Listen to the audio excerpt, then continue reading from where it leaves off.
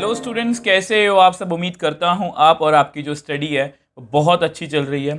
आज की वीडियो में हम एक्सरसाइज 4.1 के क्वेश्चन नंबर सेकंड को डिस्कस करने वाले हैं। इससे पहले हमने इसका क्वेश्चन नंबर 1 भी डिस्कस किया था, इसकी एग्जाम्पल्स भी डिस्कस की थी और इसका सबसे इंपॉर्टेंट इसका बेसिक पार्ट।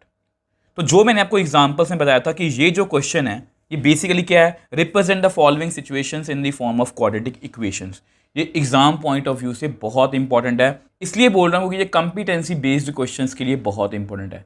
ये इस एक्सरसाइज का क्वेश्चन चाहे इंपॉर्टेंट ना हो, बट आगे जाके जब 4.2 में इसी क्वेश्चन को हम क्वाड्रेटिक इक्वेशन को भी सॉल्व करना सीख लेंगे, तब इस क्वेश्चन की इंपॉर्टेंस बहुत ज़्यादा हो जाएगी। तो इसलिए इन क्वेश्चंस को आपने बहुत ध्यान से करना है। तो इसके 4 डिफरेंट पार्ट्स हैं। तो सबसे पहले फर्स्ट पार्ट की बात करते हैं। अब देखो, फर्स्ट पार्ट की बात करते हैं, बहुत इंपॉर्टेंट क्वेश्चन है, बहुत ध्यान से करना है।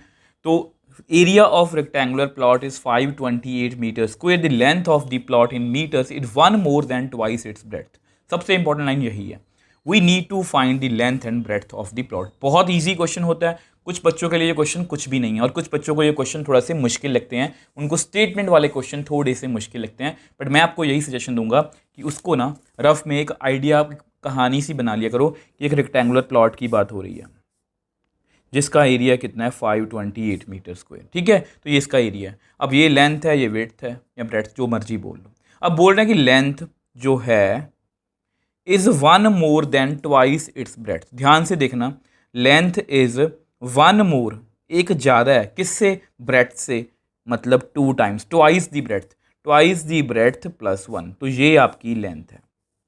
इसको आप मतलब कि ये भी लिख सकते हो कि लेंथ इज इक्वल की विड्थ को अगर हम x मान लें तो इसको हम लिख सकते हैं 2x प्लस, यानी कि जो हमारी विड्थ है वो x है और लेंथ कितनी होगी ये। ठीक, तो हमें इसको रिप्रेजेंट करना है क्वाड्रेटिक इक्वेशन की फॉर्म में। तो वो रिप्रेजेंट कैसे करेंगे, इस लाइन का मतलब कुछ भी नहीं है, we need to find length and breadth of the plot. इसका मतलब यही है कि हमें लेंथ और विड्थ को x और y में कुछ वेरिएबल में लिखना है। ठीक है, क्योंकि इसको हम आगे जाके 4.2 में सॉल्व करेंगे।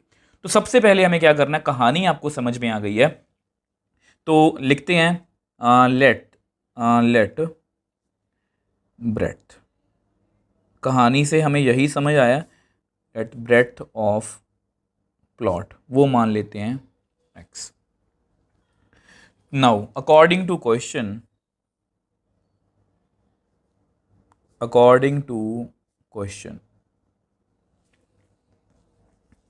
लेंथ ऑफ प्लॉट वो कितनी है, वो बोल रहे हैं कि विड्थ से या ब्रेड्थ से 1 ज़्यादा है, twice, 1 more than twice its breadth, breadth के ट्वाइस से 1 मोर, तो ये हमारी लेंथ है। तो लेंथ और विड्थ हमें क्लियर होगी। Also we know area of rectangle, ये आपको पता होना चाहिए। अब एरिया ऑफ रेक्टेंगल दिया हुआ है, अब आप सभी को पता है कि एरिया ऑफ रेक्टेंगल का फॉर्मूला कितना होता है, लेंथ इनटू ब्रेड्थ। ये तो हम काफ़ी टाइम से करते आ रहे हैं। अब लेंथ की वैल्यू कितनी है 2x प्लस 1 और विड्थ की वैल्यू कितनी है x। तो बस इसको हमें सॉल्व करना है और ये मैथमेटिकल फॉर्म में आ जाएगा। तो करते हैं, तो which implies 2x square plus x is equal to 528, which implies 2x square plus x minus 528 is equal to 0। तो ये हमारी क्या है, required representation of situation in quadratic equation form. कुछ भी मुश्किल नहीं था। देखो इसमें, देखो एरिया तो हमें पता ही है, एरिया ऑफ रेक्टेंगल आपको पता होना चाहिए, ये बात नहीं थी कि नहीं से मतलब ये है कि इसको आपने ध्यान से रखना है। इसको आपने हमेशा इस बात का ध्यान रखना है कि आपने इंग्लिश को ट्रांसलेट करके मैथ्स में लिखना है। तो लेंथ किसके इक्वल है, 1 मोर, एक ज़्यादा है विड्थ के ट्वाइस से, तो मैंने वही लिखा है। बस इतनी सी बात है और इसमें कुछ भी मुश्किल नहीं था। सो नेक्स्ट पार्ट की बात करते हैं, बहुत अच्छा क्वेश्चन है। द प्रोडक्ट ऑफ 2 कंसेक्यूटिव या consecutive positive integers is 306, we need to find the integers. तो बेसिकली सबसे बड़ी जो मतलब कि बच्चों को दिक्कत लगती है, वैसे बहुत से बच्चों को पता होगा, बहुत से बच्चों को इसमें दिक्कत आती है, कॉन्जिक्यूटिव का मतलब क्या होता है, और इसको अगर पता भी है तो इसको सपोज कैसे करना है, इसको नंबर्स कैसे लेने हैं। तो आपको थोड़ा समझा देता हूँ।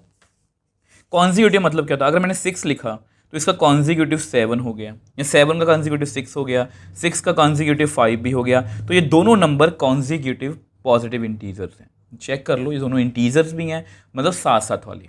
तो ध्यान से देखो, मैंने 5 लिखा तो 6 आ गया, 6 लिखा तो 7 आ गया, 7 लिखा तो 8 आ गया, 9 लिखा तो 10 आ गया, 100 लिखा तो 101 आ गया। तो ध्यान किया आपने, ये जो नंबर है ये हमेशा क्या हो रहा है, एक ज़्यादा, ये एक ज़्यादा, ये एक ज़्यादा, ये एक, सॉरी 7+1 आएगा, ठीक है, ये भी एक ज़्यादा, ये भी एक ज़्यादा। तो मतलब कॉन्जिक्यूटिव इंटीजर्स को हम लिखते कैसे हैं वो मैंने आपको तरीका बताने की कोशिश की। अब यहाँ पर जस्ट मैं आपको रफ में लिख के दिखा दूँ। देखो ये जस्ट आपके नोट्स के लिए मैंने आपको समझाने की कोशिश की है, क्योंकि आगे जाके देखो मेरा मोटिव हमेशा ये होता है कि हमें सिर्फ एनसीईआरटी नहीं करनी, एनसीईआरटी के जैसा कोई भी क्वेश्चन आएगा तो उसको हम सॉल्व कर पाएँ। तो ये मैंने आपको समझा दिया इसका मतलब क्या होता है, ठीक है। तो लेट, अब देखो ये नंबर मैंने मान लिया, आपने हो 6 माना हो, 7, कुछ भी मर्जी मान सकते हो। तो लिखेंगे कैसे, let 1 positive integer is x, एक x है, then consecutive second positive integer is given by, तो कैसे लिखेंगे, x+1। ये अब आपको समझ में आया होगा। देखो 5 का आगे 5+1, 8 का आगे 8+1, तो x का आगे का x+1। Now according to question, अब आपको पता है साफ साफ लिखा हुआ है, अकॉर्डिंग टू क्वेश्चन, वो क्वेश्चन में बोल रहे हैं कि the product of two consecutive positive integer is 306। तो x और x+1 की जो मल्टीप्लाई है वो कितनी है, 306। तो जस्ट इसको सॉल्व करना है, x² plus x is equal to 306। तो सब कुछ लेफ्ट हैंड साइड में ले आओ, इज इक्वल टू 0। तो ये हमारी क्या है, required representation in the form of quadratic equation. I hope इसको आप समझ पाए हो। समझने वाली बात मैंने आपको यहीं पर बता दी, और कुछ भी नहीं है, x लिखा तो x+1 होगा, ठीक है। तो इस तरह से ये काम करता है। आई होप इसको आप अच्छे से समझ पाए। तो नेक्स्ट पार्ट थर्ड की बात करते हैं। ये बहुत इंपॉर्टेंट है और एजेस वाला क्वेश्चन है, एज वाला क्वेश्चन है, और मैं इनको हमेशा इंपॉर्टेंट बोलता हूँ। और ऐसे क्वेश्चन हमने चैप्टर नंबर 3 में बहुत किए हैं। Rohan's mother is 26 year older than him. इसका मतलब क्या है कि रोहन की जो मम्मा है वो उससे 26 साल बड़ी हैं। ओल्डर का मतलब बड़ी हैं। The product of there edges in years 3 years from now will be 360। आज से 3 साल बाद उनकी एज का प्रोडक्ट कितना होगा, 360। We would like to find Rohan's present age. तो बहुत ईजी है।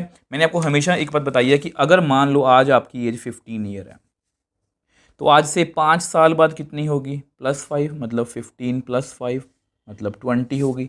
आज से 5 साल पहले तो कम होगी, तो 10 ईयर। मतलब इस कंसेप्ट पर हम हमेशा काम करते हैं। तो यहाँ पर भी वही हो रहा है। यहाँ पर ना क्या हो रहा है कि रोहन है, ठीक है, इसको ऐसे लिख लो, रोहन है और उसकी मदर है। अब मान लो रोहन की एज x है, आज की प्रेजेंट एज। वैसे भी जिसको फाइंड करना होता है ऑलमोस्ट उसको हम x मान लेते हैं। तो मदर की एज कितनी होगी, वो 26 साल बड़ी हैं, ठीक है। मान लो आपकी एज 15 ईयर है, आपका भाई या आपकी सिस्टर आपसे 2 साल बड़ी हैं। तो आपको पता आप क्या करोगे, 15 + 2 17 ईयर्स। तो सेम वे से अगर मेरी एज आज x है तो मेरी मदर की x + 26 होगी, क्योंकि 26 साल ज़्यादा है।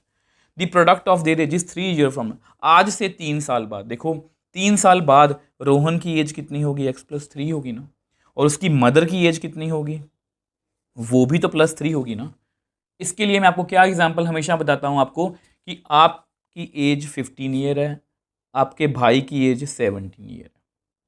आज से 2 साल बाद आपका भाई से आप 17 ईयर के हो जाओगे, आपका भाई भी तो 19 ईयर का हो जाएगा ना। तो ऐसा थोड़ी ना कि आप में 2 साल इंक्रीज हो गए उसमें 1 ही साल हो, ऐसा तो नहीं होगा ना। तो दोनों में 3 साल बढ़ गए। तो उनकी प्रोडक्ट बोला उन्होंने कितनी है, 360। तो ये हमारा क्वेश्चन है, बहुत ईजी है। सबसे पहले लिखते हैं let present age of Rohan, वो आपको पता है कितनी है, x ईयर्स, इसको मान लेते हैं। Present age of Rohan's mother, वो हमें बोला गया है कि 26 ईयर ओल्डर, मतलब जितनी रोहन की है उसमें 26 ईयर्स ऐड कर दो। तो ये कुछ ऐसा है। अब आपको पता है एज ईयर, मैं क्वेश्चन आपको हमेशा ऐसे करवाता हूँ, 3 years फ्रॉम नाउ, मतलब आज से 3 साल बाद। अब हम क्या लिखेंगे, एज ऑफ रोहन कितनी होगी, जितनी पहले थी उसमें 3 साल ऐड कर दो। बहुत सिंपल सी बात है। अगर वो हमें इस क्वेश्चन की बजाय वो ये बोलते कि आज से 3 साल पहले उनकी एज का प्रोडक्ट इतना है, तो मैं x -3 करता। तो एज ऑफ रोहन्स मदर वो कितनी है, x + 26 थी, उसमें 3 ऐड कर दो तो x + 29 ईयर्स। तो बस इतनी छोटी छोटी बातों का आपने ध्यान रखना और कुछ भी नहीं है। अब अकॉर्डिंग टू क्वेश्चन जो एक लाइन रह गई है उसको भी कर देते हैं, अकॉर्डिंग टू क्वेश्चन। तो क्वेश्चन हमारा कहता है कि 3 साल बाद उनकी एज का प्रोडक्ट कितना है, 360। तो रोहन की एज x + 3 है, उसकी एज x + 29 है, दोनों को मल्टीप्लाई करेंगे तो 360 आएगा। यही दिया हुआ है ना, तो कर दो सॉल्व इसको। x को x के साथ किया x², 29x 3x, इसको कर दो तो 87 = 360। थोड़ा सा और सॉल्व करते हैं, तो x² + 32x + 87 - 360 = 0। तो इसको थोड़ा सा और सॉल्व करते हैं, 87 - 360 आएगा -273 = 0। अब ये हमारी क्या है, required representation of problem in the form of quadratic equation.